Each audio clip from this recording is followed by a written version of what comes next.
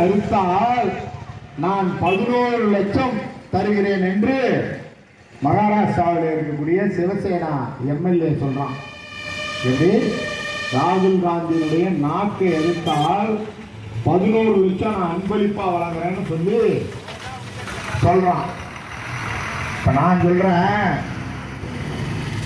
அந்த சிவசேனா எம்எல்ஏ எங்க தலைவர் ராகுல் காந்தி சொன்னார, அந்த கம்யூனிட்டிக்கு நான் ஒன்னே சொல்றேன், இந்திய மக்களுக்காக நான் சொல்கின்றேன், கள்ளக்குறிச்சி மாவட்ட தலைவர் என்கிற முறையிலே நான் சொல்கின்றேன், எனது தலைவர் ராகுல் காந்தியினுடைய நாக்கை அறுத்தால் 11 லட்சம் என்று சொன்னியே, நான் சொல்கின்றேன் உன்னுடைய புடுக்கை அறுத்தால் 1 கோடி ரூபாய் நான் தருகின்றேன். இந்த இடத்துல நான் தரேன்.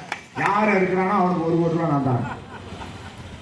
என்னடா இது, என்ன நாடா இல்லை என்ன சர்வாதிகார நாடா? நீங்க எதை வேணாலும் பேசிட்டு போயிடுவீங்க, நாங்க என்ன கேட்டுட்டு போறதுக்கு? நாங்க என்ன டேய் இப்ப சொல்ற, நல்லா கேட்டுங்க.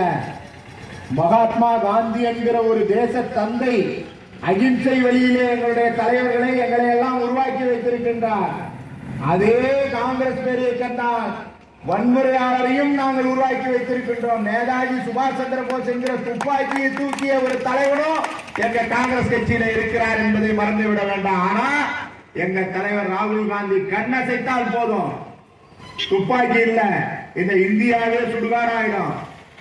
ஞாபகம் வைத்துக் கொள்ளுங்கள், ஜாக்கிரதையாக அளந்து பேசுங்கள். நான் வேறு எதுவும்